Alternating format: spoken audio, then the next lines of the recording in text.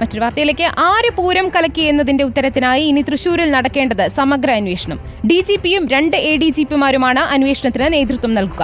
ADGPയുടെ വീഴ്ച DGP അന്വേഷിക്കും. ഉദ്യോഗസ്ഥ വീഴ്ചകൾ ഇന്റലിജൻസ് ADGP മനോജ് എബ്രഹാം അന്വേഷിക്കും. പൂരം കലക്കലുമായി ബന്ധപ്പെട്ട കുറ്റകൃത്യങ്ങളെക്കുറിച്ച് ക്രൈംബ്രാഞ്ച് ADGP H വെങ്കടേഷും അന്വേഷിക്കും. പൂരം കലക്കിയതിൽ ADGPയുടെ വീഴ്ച കൂടി അന്വേഷിക്കണമെന്ന DGPയുടെ ശുപാർശയുണ്ടായിട്ടും ADGPയെ ക്രമസമാധാന ചുമതലയിൽ നിന്ന് മാറ്റാതെയാണ് പുതിയ അന്വേഷണവും പ്രഖ്യാപിച്ചത്. TV പ്രസാദ് നൽകും വിശദാംശങ്ങൾ. പ്രസാദ്, ഈ പൂരം കലക്കുന്നതുമായി ബന്ധപ്പെട്ട് വീണ്ടും ഒരു അന്വേഷണം, ത്രിതല അന്വേഷണം തന്നെയാണ് ഇന്നലെ പ്രഖ്യാപിച്ചിരിക്കുന്നത്. ADGPക്കെതിരെയും ഒപ്പം തന്നെ ഈ പൂരം കലക്കലുമായി ബന്ധപ്പെട്ട് ഉള്ള മറ്റു കാര്യങ്ങളിലും ഏതായാലും അന്വേഷണം നടക്കും. എപ്പോഴായിരിക്കും ഈ അന്വേഷണവുമായി മുന്നോട്ട് പോവുക? നടപടിക്രമങ്ങളെല്ലാം ഏത് രീതിയിലായിരിക്കും പ്രസാദ്?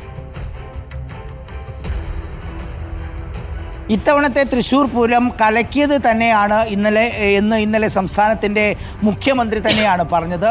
അതുമായി ബന്ധപ്പെട്ട് ആരാണ് ഇതിന് പിന്നിൽ, ആർക്കൊക്കെയാണ് വീഴ്ച സംഭവിച്ചത് എന്നുള്ള വിവരങ്ങളാണ് പ്രധാനമായും ഈ അന്വേഷണത്തിലൂടെ ഇനിയിപ്പോൾ പുറത്തു വരിക.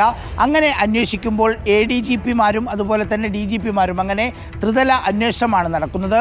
DGPയുടെ നേതൃത്വത്തിൽ പ്രധാനമായും ഉണ്ടായ വീഴ്ചകൾ, അതായത് ADGP ഉൾപ്പെടെയുള്ളവർക്കുണ്ടായ വീഴ്ചകളും മറ്റ് കാര്യങ്ങളും DGPയുടെ പരിധിയിലേക്ക് വരുന്നു. അതുപോലെ മറ്റ് 2 ADGPമാരും ഉദ്യോഗസ്ഥർക്കുണ്ടായ വീഴ്ചയും അതുപോലെ തന്നെ മറ്റ് നടപടികളെക്കുറിച്ചും അന്വേഷിക്കുന്നു. ചുരുക്കത്തിൽ തൃശ്ശൂർ പൂരം കലക്കിയതുമായി ബന്ധപ്പെട്ട് ഇനിയൊരു അന്വേഷണ പൊടിപൂരമാണ് ആ തൃശ്ശൂരിൽ നടക്കാനുള്ളത് എന്നതാണ്. ഇതിലെ കൗതുകകരമായ ഒരു കാര്യം, ഈ പൂരം കലക്കിയതുമായി ബന്ധപ്പെട്ടുള്ള റിപ്പോർട്ട് നേരത്തെ തയ്യാറാക്കാൻ ചുമതലപ്പെടുത്തിയത് ADGP MR അജിത് കുമാറിനെയാണ്.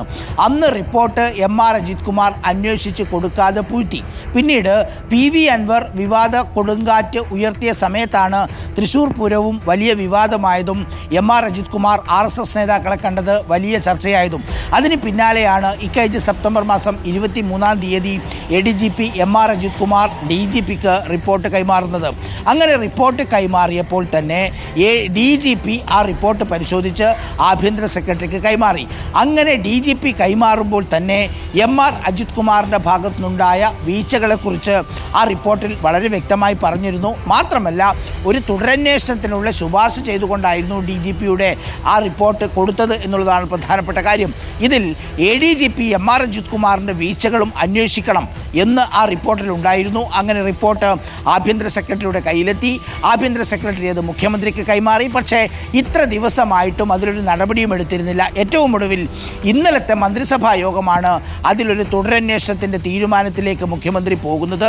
ഈ അന്വേഷണം ഉറപ്പായും അത് MR അജിത് കുമാറിന് എതിരാകും എന്ന കാര്യം ഉറപ്പാണ്. കാരണം പൂരം അലങ്കോലപ്പെടുത്തിയതാണ്. സംഭവം നടക്കുന്ന സമയത്ത് ADGP MR അജിത് കുമാർ അവിടെയുണ്ട്. വലിയ വീഴ്ചകളുണ്ടായി എന്ന് DGP തന്നെ പറയുന്ന ഒരു സാഹചര്യമുണ്ട്.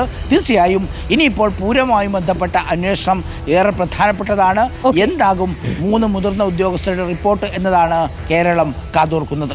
എന്തായാലും പൂരം കലക്കലുമായി ബന്ധപ്പെട്ട എല്ലാ വീഴ്ചകളും, ഗുരുതരമായ വീഴ്ചകളെല്ലാം സമഗ്രമായി അന്വേഷിക്കുമെന്ന് തന്നെയാണ് ഇന്നലെ മുഖ്യമന്ത്രിയും പറഞ്ഞത്.